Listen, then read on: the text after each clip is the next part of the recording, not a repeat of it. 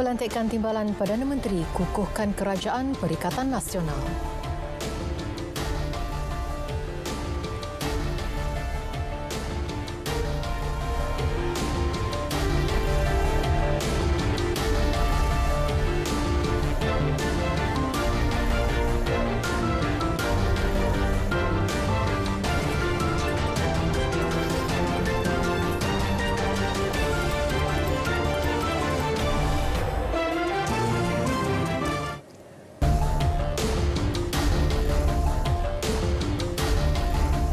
Assalamualaikum dan salam sejahtera saudara. Anda bersama saya Nurul Alis, Aidil Akhbar untuk laporan berita tengah malam.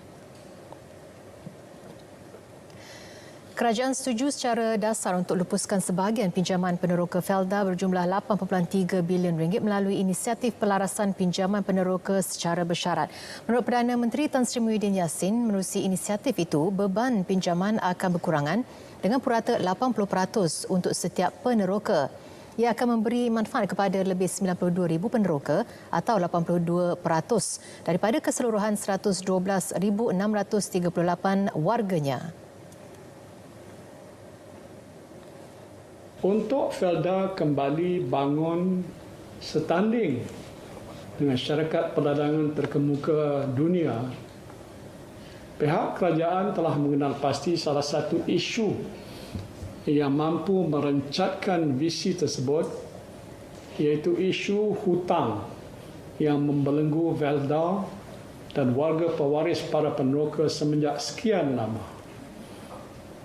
Isu hutang ini harus diperbetulkan dahulu untuk memudahcarakan proses penjanaan semula atau restart Felda. Justru saya berbesar hati pada hari ini untuk mengumumkan bahawa secara dasarnya kerajaan telah bersetuju dengan cadangan pihak Felda untuk melupuskan sebahagian pinjaman peneroka berjumlah 8.3 bilion ringgit melalui inisiatif pelarasan pinjaman peneroka secara bersyarat, terutama bagi generasi awal yang telah berkorban keringat dan air mata untuk membolehkan program rancangan pembangunan tanah ini dijayakan.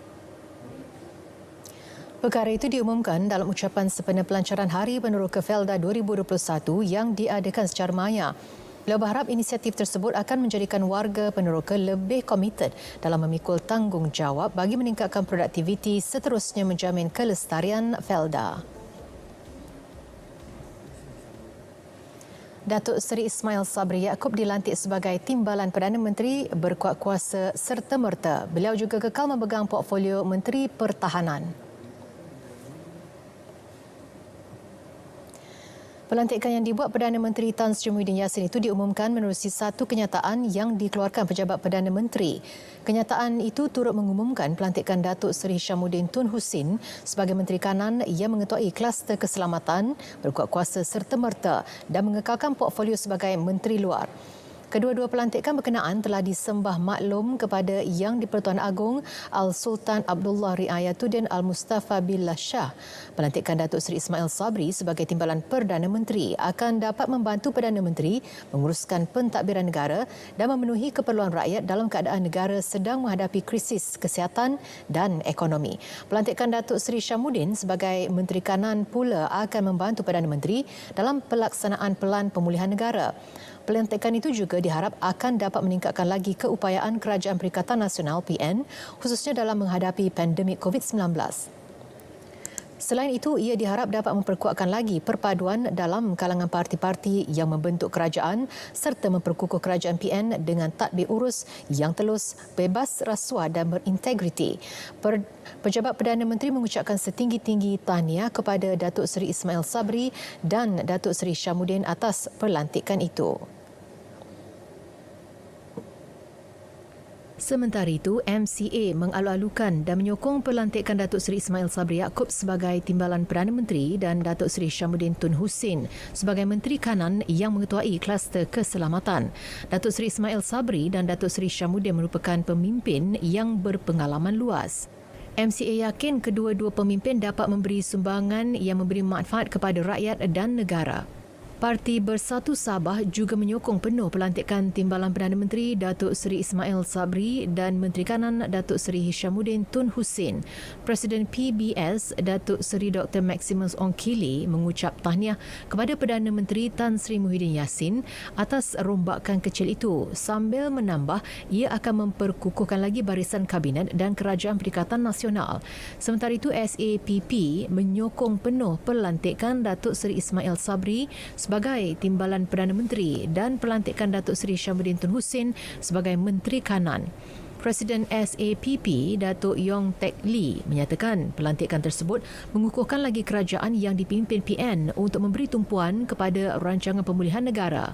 Pelantikan Datuk Seri Ismail Sabri sebagai Timbalan Perdana Menteri dan Datuk Seri Hishamuddin Tun Hussein sebagai Menteri Kanan disokong oleh semua majlis pimpinan tertinggi Perikatan Nasional. Berikutan peralihan 5 negeri ke fasa 2 Pelan Pemulihan Negara PPN, kebenaran solat berjemaah di masjid mula dilonggarkan secara berperingkat. Bermula Khamis 8 Julai, Perak membenarkan solat fardu, solat Jumaat serta solat sunat Aidiladha dilaksanakan di semua masjid dan surau di negeri itu. Yang di-Pertua Majlis Agama Islam dan Adat Melayu Perak, Datuk Seri Muhammad Anwar Zaini berkata perkara tersebut setelah mendapat perkenan Sultan Perak Sultan Nazrin Muizzuddin Shah. Bilangan jemaah dibenarkan bagi solat Jumaat dan solat fardu perlu mengikut keluasan Dewan dengan mematuhi penjarakan fizikal. Selain itu, solat sunat Aidiladha turut dibenar di tempat terbuka dan lapang dalam kawasan perumahan.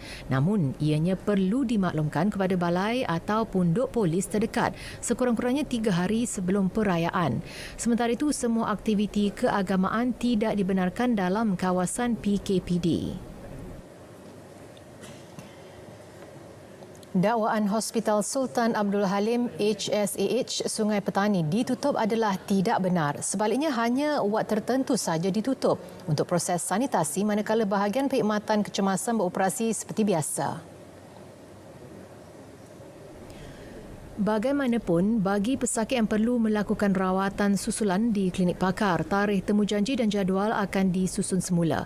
Jelas Pengerusi Jawatankuasa Kesihatan dan Kerajaan Tempatan Negeri, Datuk Dr. Muhammad Hayati Othman, proses sanitasi tersebut dilakukan berikutan 30 kaki tangan hospital terbabit positif COVID-19. Mereka terdiri daripada doktor, jururawat dan pekerja pembersihan. Beliau mengulas berhubung mesej tular mendakwa penutupan HSAH selepas 100 kaki tangannya dijangkiti COVID-19. Polis menggunakan drone bagi memantau sebarang pergerakan atau aktiviti di kawasan PKPD sekitar Sungai Petani Kedah. Ini bagi memastikan kadar pematuhan SOP dalam kalangan penduduk berada pada tahap tinggi. Pada peringkat awal kita telah ada drone yang akan digunakan dan mungkin dalam hari ini atau besok satu lagi kita akan buat dari semasa ke semasa untuk menggunakan drone untuk membuat pemantauan. Dan dalam dah 2 hari PKT dah dilaksanakan dan kita nampak pemantauan yang sangat hebatlah, boleh diberi sokongan padu oleh penduduk-penduduk di kawasan ini. Dan saya percaya dengan kerjasama daripada tuan-tuan, daripada penduduk di sini telah menunjukkan tidak ada yang setakat ini kita tak nampak ada yang bolos.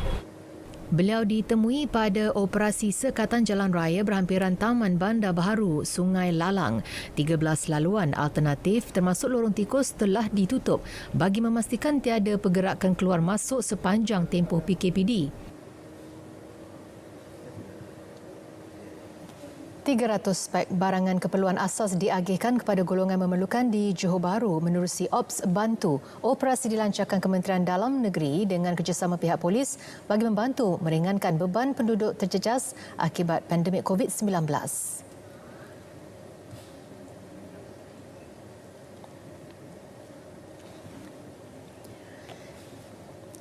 Pek sumbangan akan diagihkan kepada penerima yang terdiri daripada ibu tunggal, golongan daif, orang kurang upaya dan golongan berpendapatan rendah. Yang kedua, program ini akan diteruskan. So, setiap daerah tuan-tuan akan menjadi berperanan sebagai tempat untuk mendapatkan maklumat ataupun feedback kepada orang awam yang memerlukan bantuan, dan kita akan salurkan bantuan ini lah. So, saya menyeru kepada semua masyarakat yang memerlukan bantuan boleh berhubung dengan pihak polis daerah tuan, yang mana mereka ni akan memastikan sumbangan-sumbangan yang diperlukan itu sampai kepada golongan yang diperlukan lah. Operasi dilancarkan secara serentak di seluruh negara dengan menjadikan ibu pejabat polis daerah sebagai pusat pengagihan bantuan keperluan asas. Di Rembau Negeri Sembilan, lebih 200 bakul makanan disampaikan menerusi Ops Bantu di daerah itu. Ia merupakan kerjasama antara skuad aman wanita di bawah PDRM dan anggota Jabatan Sukarelawan Malaysia. Ketua Polis Daerah Rembau, Deputi Superintenden Hazri Muhammad berkata Ops Bantu di daerah itu dimulakan dengan 10 buah rumah yang disantuni manakala bakinya akan disampaikan mengikut kesesuaian. Lawatan di rumah pertama Cik Osman di kampung Tanjung Sena, Rembau, di mana kita dapat sumbangan daripada pihak KDN telah mengarahkan kita untuk menyumbangkan bantuan bakul makanan ini kepada insan-insan yang terkesan oleh COVID-19 ni. Rumah pertama kita pergi ini adalah rumah Cik Osman. Dia bekas pegawai kerja dulu pegawai keselamatan, di mana sekarang dia ada mengalami sakit dan juga terlantar lah. Jadi kita harap dengan bantuan bakul makanan ni akan dapat menampung lah, dapat masalah yang kita dapat selesaikan masalah. Beliau berkata demikian selepas menyampaikan bakul makanan di Rembau. Di Selangor, 300 bantuan bakul makanan disumbangkan kepada mahasiswa dan pensyarah Universiti Kebangsaan Malaysia UKM Bangi. Timbalan Menteri Belia dan Sukan, Senator Wan Ahmad Faisal Wan Ahmad Kamal berkata sumbangan diberikan kepada mereka yang terjejas untuk meringankan beban yang belajar di situ. Kami mendapat permohonan daripada pihak mahasiswa di sini dan kita akan teruskan agihan bakul makanan ini ke beberapa kampus lain lagi, insya-Allah. Selain itu, bantuan bakul makanan juga akan diperluaskan kepada mahasiswa yang tinggal luar kampus, pemandu penghantar makanan dan belia-belia yang terkesan akibat pandemik ini di seluruh negara. Beliau ditemui RTM selepas menyampaikan sumbangan kepada Wakil Hal Ehwal Pelajar Universiti Kebangsaan Malaysia UKM di Bangi, Selangor. Seramai hampir 5,000 pelajar-pelajar UKM tidak dibenarkan pulang berikutan Perintah Kawalan Pergerakan PKP dikuatkuasakan sejak 1 Jun lalu. Polis Perak mengeluarkan 76 kompaun terhadap pengusaha dan pekerja kilang sepanjang tempoh pemantauan dilaksanakan yang bermula 1 Jun lalu sehingga kemarin. Ia hasil daripada operasi pemantauan melibatkan 6,379 kilang. 21 kilang telah dikompaun dan diarah tutup kerana tidak ada surat kebenaran beroperasi daripada Kementerian Perdagangan Antarabangsa dan Industri. Semasa kita buat pemeriksaan secara fizikal, kita dapati kilang tu memang ada surat MITI. Tapi dapati bahawa bila dia apply tu, maknanya apa yang dia perakukan lain daripada apa yang dia beroperasi. So pihak MITI telah mengarahkan supaya kilang-kilang ditutup lah. Jelas beliau, kadar pemantauan SOP bagi sektor pengilangan berada pada tahap 97%. Datuk Mio ditemui pada pelaksanaan Ops Patuh di sekitar daerah Mualim.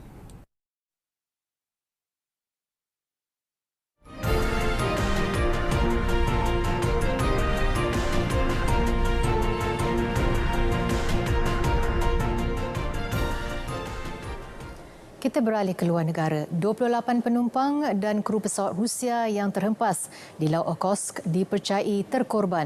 Menteri Situasi Kecemasan menjelaskan pasukan penyelamat telah mengesan 9 mayat dan mengenal pasti satu identiti mangsa terkorban.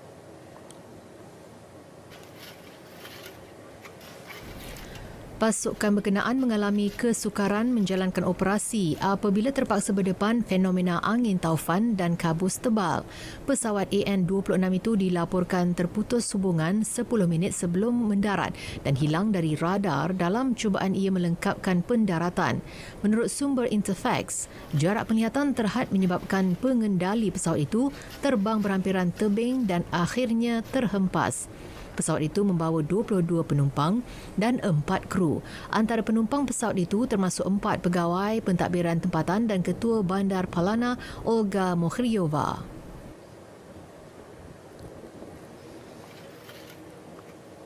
Pusat Taufan Nasional Amerika Syarikat mengeluarkan amaran taufan di 7 daerah di pantai barat Florida. Ia susulan kekuatan ribut tropika Elsa yang semakin meningkat.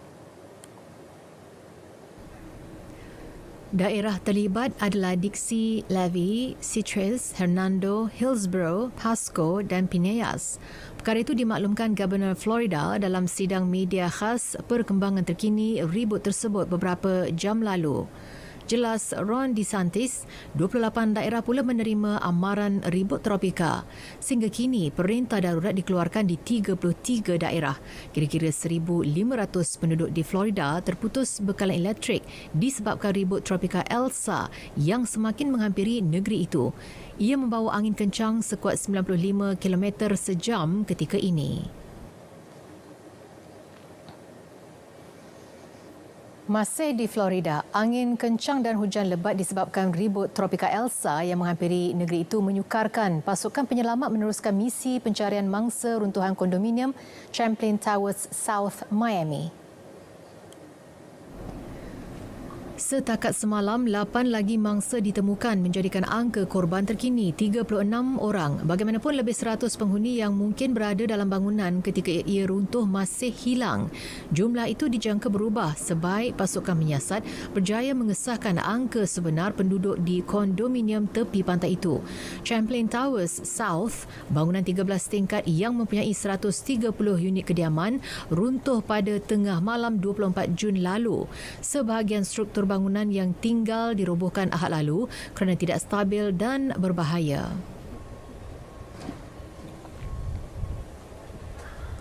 Dan ini pula insiden tanah runtuh di Atami, Jepun. Pasukan menyelamat meneruskan operasi untuk mencari mangsa yang hilang di bawah runtuhan bangunan. 7 terkorban, 27 masih hilang dan 577 penduduk telah dipindahkan ke kawasan selamat. Operasi mencari melibatkan pasukan pertahanan, polis dan bomba. Mereka melaksanakan misi pencarian secara berhati-hati bagi mengelak mangsa yang tertimbus daripada tercedera.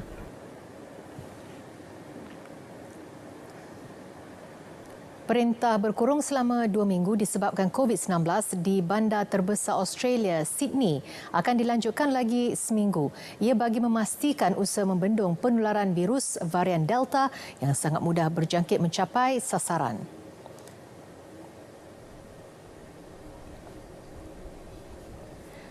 Sydney yang dihuni 1/5 daripada 25 juta penduduk Australia kini berdepan penularan COVID-19 terburuk dengan jumlah kes keseluruhan menjangkaui 330 sejak kes pertama dikesan 3 minggu lalu. Media tempatan melaporkan perintah berkurung bermula 26 Jun lalu sepatutnya tamat 9 Julai ini namun dilanjutkan sehingga 16 Julai ini. Langkah-langkah sekatan sedia ada termasuk mewajibkan pemakaian pelitup muka dan bangunan dan pengangkutan awam akan dilanjutkan selama seminggu lagi.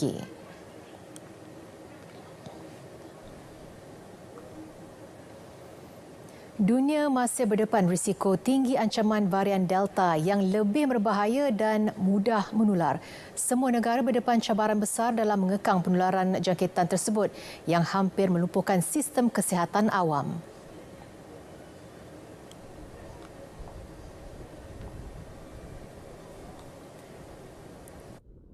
Jumlah kes COVID-19 yang disahkan di Amerika Syarikat telah melepasi 33.74 juta. Menurut Pusat Sains dan Kejuruteraan Sistem CSSE di Universiti Johns Hopkins, jumlah kematian mencecah 605,887. Amerika Syarikat menjadi negara yang merekodkan jumlah kes dan kematian tertinggi di dunia. China merekodkan 6,736 kes import baharu, 6,313 telah pulih dan dibenarkan keluar daripada hospital, manakala 423 masih dirawat. Setakat ini, tiada kes kematian dilaporkan melibatkan kes import.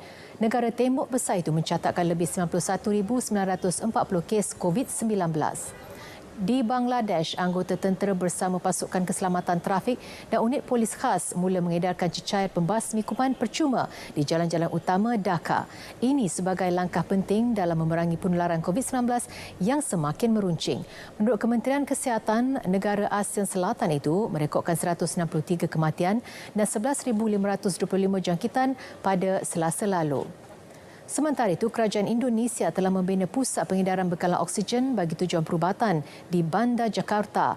Langkah itu diambil bagi memudahkan orang ramai membeli bekalan oksigen sebagai persediaan berdepan impak penularan COVID-19. Peningkatan kes secara mendadak menyebabkan ramai penduduknya mengalami masalah sukar bernafas dan memerlukan bekalan oksigen dalam proses rawatan.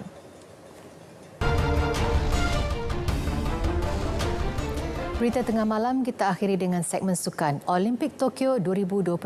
Kem berbasikal kebangsaan dijangka hanya memfokuskan acara berbasikal Kirin meskipun kedua-dua atlet trek berbasikal negara Muhammad Azizul Hasni Awang dan Muhammad Shah Firdaus Sharom layak bertanding untuk dua acara iaitu Kirin dan pecut individu. Tindakan itu terpaksa dilakukan susulan keadaan jadual yang padat selain persiapan sebelum ini lebih terarah kepada Kirin. Jelas Ketua Jurulatih Basikal Trek Negara John Beasley, kontingen berbasikal negara dijadual melaksanakan kempen acara berbasikal trek pada 2 hingga 8 Ogos dimulakan dengan acara pecut dan disusuli Kirin. For us, we're going to start the sprint. We're going to see how deep we can go. If I don't think we can get on the podium, we'll make a call. And save it for our pet event, which is the Kirin, where I've got two of the best Kirin riders in the world. Turut senada Azizul Hasni atau The Pocket Rocket Man. Sebab Kirin is the event for both of us memang ada high chances untuk menang, considering that we are both world best Kirin rider, and also based on our performance memang kita fokus for the Kirin memang kita punya speciality lah in term of preparation apa semua, in term of capability untuk menang pun actually is higher in the Kirin lah. Menurut beliau, acara pecut individu hanya akan dipertimbangkan jika mereka berjaya meraih kelompok 4 terbaik dalam sesi kelayakan.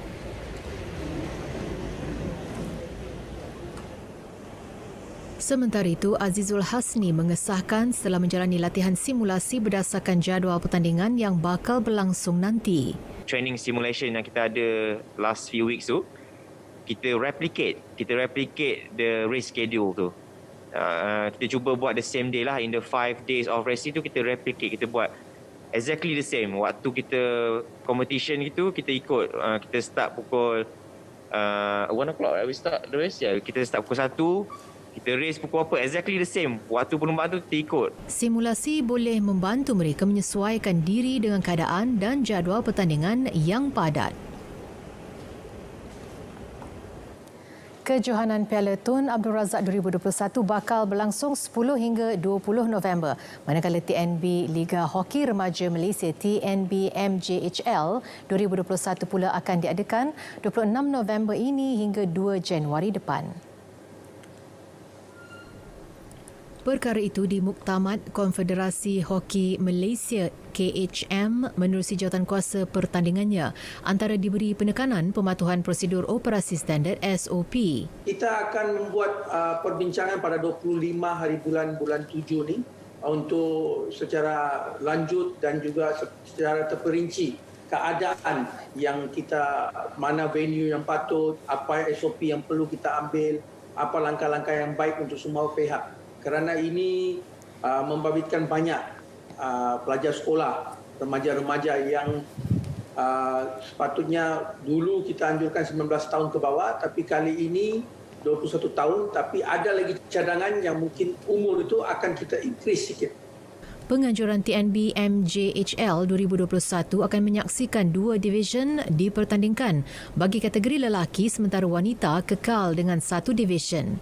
Setakat ini, KHM telah menerima 10 penyertaan daripada Division 1 dan 14 penyertaan pasukan Division 2 bagi kategori lelaki, manakala bagi kategori wanita pula sebanyak 14 pasukan telah menghantar penyertaan. Ekoran penularan wabak pandemik COVID-19, kejohanan TNB MJHL pada tahun lalu dibatalkan. Kejohanan Piala Tun Abdul Razak 2020 pula dilangsungkan dengan jayanya tanpa menyebabkan sebarang jangkitan COVID-19 di kalangan pemain dan pegawai ataupun menyebabkan wujudnya sebarang kluster melibatkan kejohanan tersebut. Saudara, berita tengah malam berakhir di sini. Vaksin mengurangkan risiko ancaman COVID-19. Patuhi janji temu vaksinasi yang diberikan. Saya Nurul Alis, Aidil Akbar mengucapkan Assalamualaikum dan selamat malam.